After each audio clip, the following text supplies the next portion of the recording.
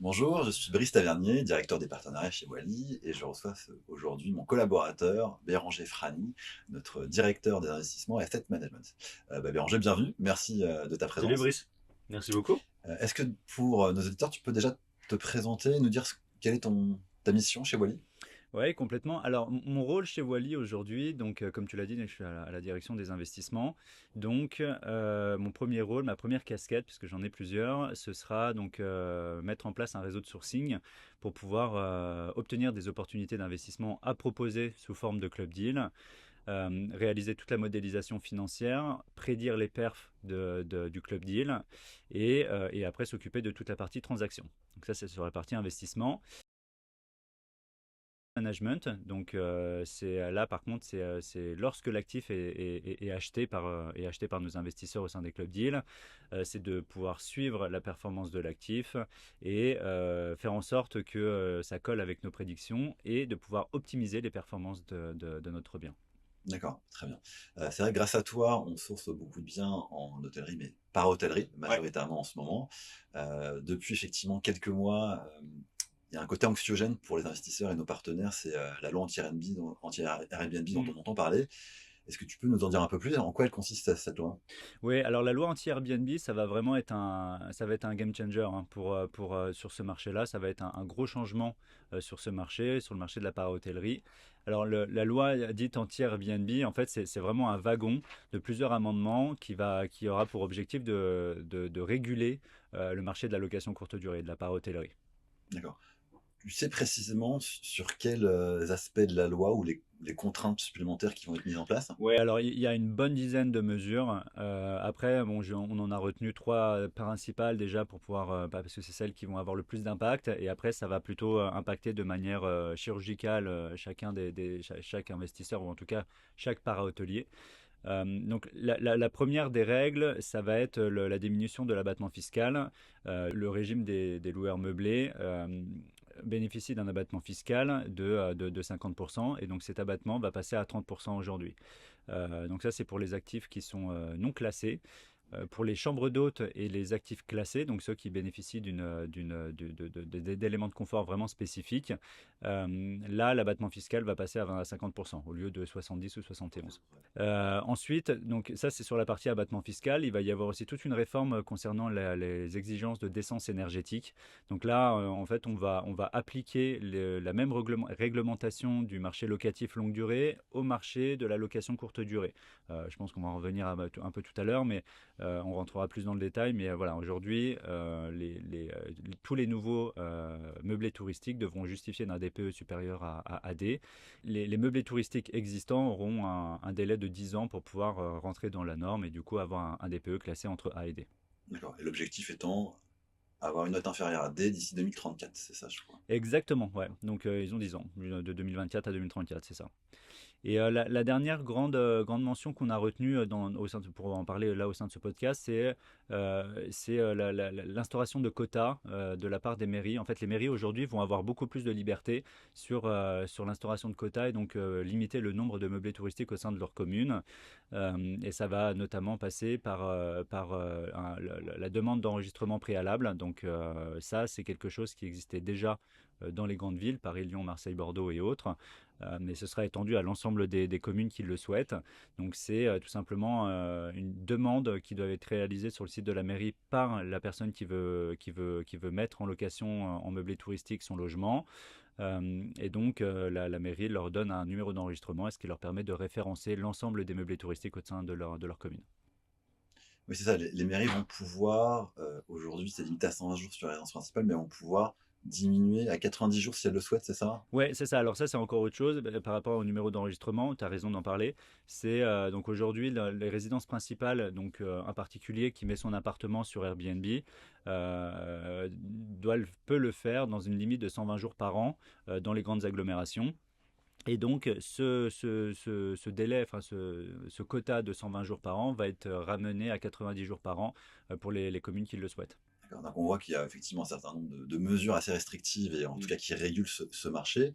Euh, pour les propriétaires de biens en location courte durée ou pour même les actifs Wally, est-ce que c'est pas une menace pour vous? Alors, non. Alors moi, je vais répondre très clairement non. Effectivement, ce ne sera pas une menace parce que ça aura pour effet de pousser vers une professionnalisation du secteur para-hôtelier. Alors après, il y a para-hôtelier et para-hôtelier. Aujourd'hui, le marché est tout à fait professionnel avec tous les meublés touristiques classés et les chambres d'hôtes. Mais là, on parle plutôt des meublés touristiques non classés, donc les nouveaux actifs qui arrivent sur le marché de la courte durée, qui n'ont pas de prestations de confort particulier. Euh, donc là, on va arriver sur une professionnalisation du secteur, dans le sens où tout ce wagon juridique aura pour vocation de réduire le nombre de meublés touristiques issus des particuliers. Donc ça va directement impacter les particuliers qui veulent mettre leur appartement, leur résidence principale sur les plateformes OTA, donc Airbnb Booking, mais ça n'aura pas d'impact pour la partie professionnelle, donc pour tous les actifs qui vont bénéficier d'une commercialité à sous-destination hébergement hôtelier. Donc ça, ce sont des actifs qui, dans tous les cas, ne font pas partie du parc locatif français et qui, du coup n'impactent pas la pression locative qu'on connaît actuellement dans les villes. D'accord. Et c'est vrai que pour le rappeler à nos auditeurs, ces mesures ont été mises en place majoritairement dans les zones où il y a une pénurie de logements, Mm. pour éviter qu'on prenne un logement qu'on passe en location courte durée par rapport à quelqu'un qui en a besoin pour se loger lui toute l'année. Ce qui est également important de retenir, c'est que sur les grandes villes de plus de 200 000 habitants, on peut louer en location saisonnière que sa résidence principale, et on est limité à 120 jours, et puis 90 maintenant demain avec ces... Exactement. En fait, tout ça, c'est clairement pour entrer dans l'objectif de réduire au maximum la pression locative. En fait, il y a eu tout un tas de réformes ces dernières années qui ont fait que on a de moins en moins d'actifs, enfin de moins en moins de logements qui sont disponibles sur le parc locatif. Donc les gens ont de plus en plus de mal à se loger, c'est de plus en plus compliqué, il y a de plus en plus de contraintes qui sont demandées de la part des propriétaires et il y a très peu d'offres, beaucoup de demandes. Et ça, en fait, c'est issu de plusieurs choses. La mise en place de la loi climat et résilience a forcément sorti du parc locatif tous les actifs qui étaient classés G. Et c'est d'autant plus vrai depuis le 1er janvier 2025 où tous les G sont aujourd'hui interdits à la location. Donc une part de ces passoires énergétiques, donc les passoires énergétiques, c'est des actifs qui sont classés entre F ou G et bientôt E. Donc ces actifs classés G aujourd'hui, qui sont impropres à la location longue durée, se sont retrouvés directement sur le marché de la location courte durée. Et donc ça a quand même pour vocation à stopper cet exode-là. Pour reparler un peu des actifs qu'on propose au sein de nos clubs deals, c'est des actifs qui vont bénéficier d'une commercialité et d'une destination hébergement hôtelier. Donc ce ne sont pas des actifs qui vont sortir du parc locatif, et donc c'est des actifs qui rentrent complètement en adéquation avec les objectifs des mairies.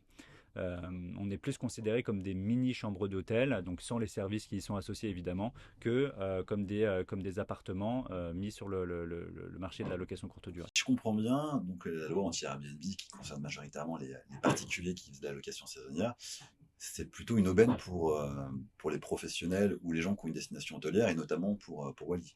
Exactement. C'est une aubaine pour deux raisons.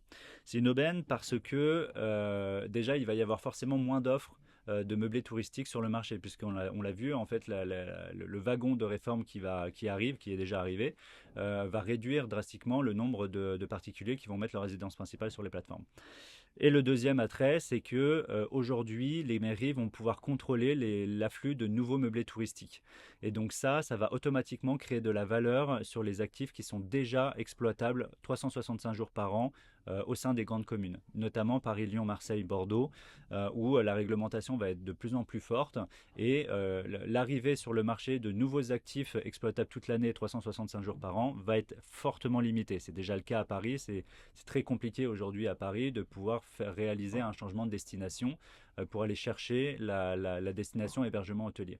Donc, ce qui fait que les actifs existants qui sont déjà estampillés par toute la durée de détention en meublé touristique va forcément et automatiquement prendre de la valeur. Le fait qu'il y ait une réglementation aussi forte va aussi du coup intéresse déjà les institutionnels, donc les fonds d'investissement qui veulent du rendement, qui eux sont très habitués à investir dans des actifs hôteliers et voient au sein de la para-hôtellerie une capacité de croissance dans des zones premium, comme par exemple dans le centre de Paris où on peut avoir des rendements, enfin des TRI qui vont se situer entre 7 à 10%.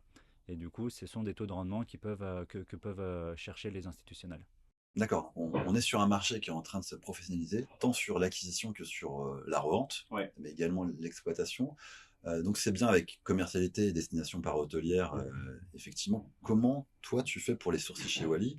Et ensuite comment tu suis leur exploitation et comment tu sélectionnes les conciergeries qui vont s'en occuper?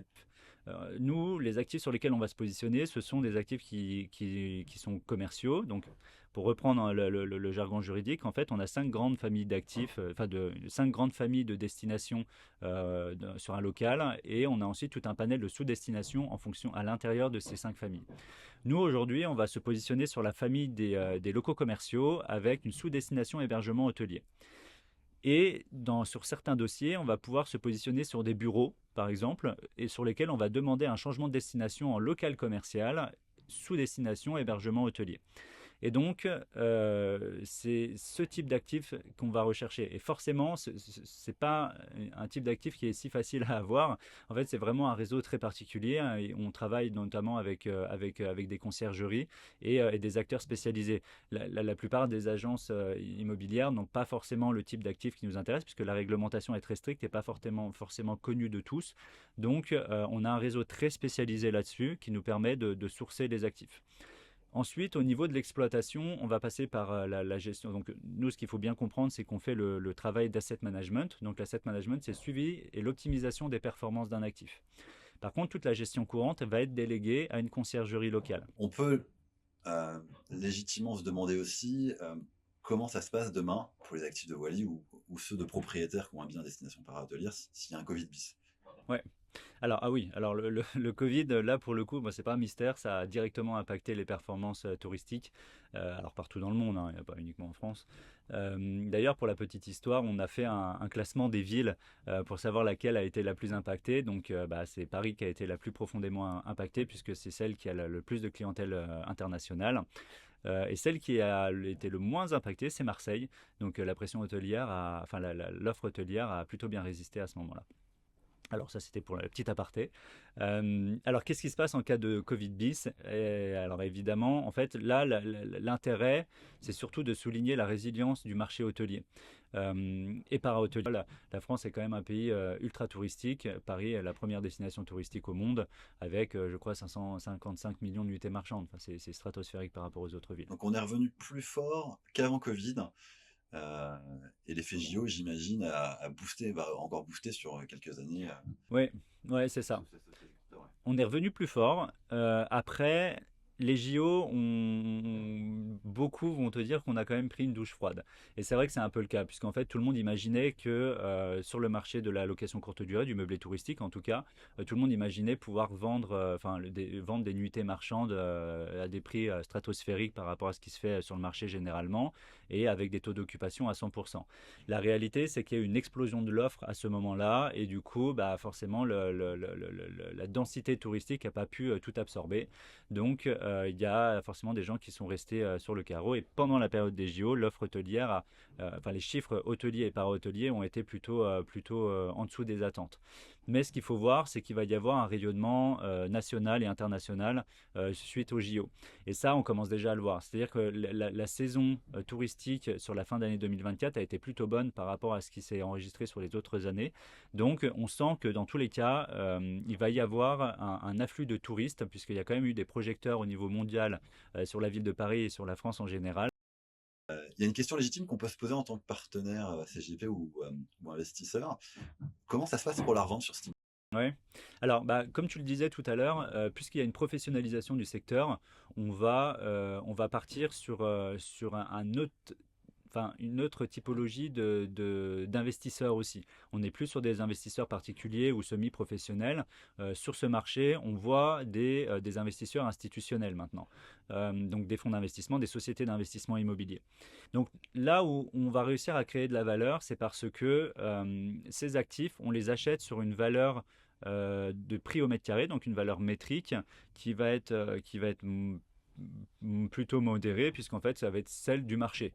Et donc, par l'exploitation en meublé touristique, on va réussir à créer de la valeur. On va prendre un exemple. Si on achète par exemple des bureaux, on peut les transformer en surface commerciale, donc en logement en destination commerciale avec sous-destination hébergement hôtelier.